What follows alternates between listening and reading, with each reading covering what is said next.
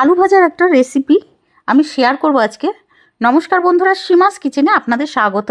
এই রেসিপির জন্য আলুগুলোকে আমি ধুয়ে খোসা বের করে নিয়েছি আর গোল গোল পিস করে কেটে রেখেছি। এবার প্যানে দিয়ে দিয়েছি সর্ষের তেল 3 টেবিল স্পুন। তেলটা গরম হয়ে এলেই আমি দিয়েছি 1 চামচ রাই সর্ষে আর হাফ চামচ হিং, ছোটো চামচের হাফ চামচ, সঙ্গে কারি পাত্তা 7 থেকে 8টা। দেওয়ার পরে সর্ষেটা যখন ফুটতে শুরু করবে তখন আলুগুলো দিয়ে দেব। আলু দেওয়ার পরে এবার নাড়িয়ে নেব। 2 মিনিট মতন আমি নাড়িয়ে নিয়েছি আলুগুলোকে। এবার দিয়ে দেব ছোটো চামচের হাফ চামচ হলদি পাউডার আর 1 চামচ রেড চিলি পাউডার। দেওয়ার পরে এবার আবারও নাড়িয়ে নেব যাতে ভালো মতন হলদি আর পাউডার, রেড চিলি পাউডার ভালো মতন আলুর গায়ে লেগে যায়। মিক্স করে নেব। এবার দিয়ে দেব ছোটো চামচের 1 চামচ নুন। নুনটা আপনারা আপনাদের স্বাদ অনুযায়ী দেবেন বন্ধুরা, কারণ আমি চাট মশলা দেবো, চাট মশলাতেও নুন থাকে, এই জন্য আমি নুনটা কম দিলাম।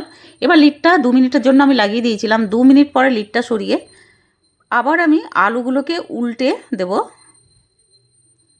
দেওয়ার পরে আবার লিডটা লাগাবো 2 মিনিটের জন্য। আবার লিডটা সরিয়েছি 2 মিনিট পরে, আবারও আলুগুলোকে নাড়িয়ে নেব। লিড এই জন্য লাগাচ্ছি যাতে আলুগুলো সেদ্ধ হয়ে যায়, মানে ভালো মতন সেদ্ধ হয়ে যায় ভেতর থেকে, কারণ এটা তো কাঁচা আলু, এটাকে একটু সেদ্ধ করতে হবে, এই জন্য ঢেকে ঢেকে আমি দিচ্ছি এরকম। এবার আবার লিডটা লাগিয়ে দেবো 2 মিনিটের জন্য। 2 মিনিট পরে লিডটা সরিয়েছি। এবার ভালো মতন নাড়িয়ে নেব। নিচটা একটু মশলাগুলো লেগে গেছিলো দেখুন বন্ধুরা। এবার ভালো মতন নাড়িয়ে নেব। 2 মিনিট মতন নাড়ানোর পরে দিয়ে দিয়েছি চিলি ফ্লেক্স আর চাট মশলা। দেওয়ার পর আবার আলুটাকে ফ্রাই করব 1 মিনিট মতন, আর সঙ্গে কাঁচা লঙ্কাও দিয়েছি। 1-2 মিনিট এভাবে নাড়িয়ে নেব।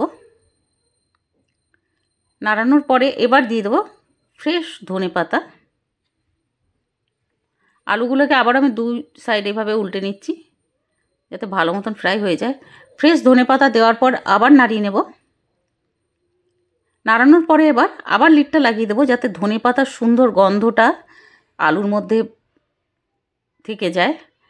এবার 2 মিনিট পরে লিডটা সরিয়েছি, গ্যাসটা বন্ধ করে দিয়েছি, ইন্ডাকশনটা। হয়ে গেছে আমাদের তৈরি আলু ভাজা। এটা ডাল ভাতের সঙ্গে সাইডের ডিশ হিসাবে খুব ভালো লাগবে খেতে, তাছাড়া রুটি পরোটার সঙ্গেও খেতে ভালো লাগবে। পুরো ভিডিও দেখার জন্য অনেক অনেক ধন্যবাদ। আর ভিডিওটা ভালো লাগলে প্লিজ লাইক ও সাবস্ক্রাইব করে দেবেন। Thank you.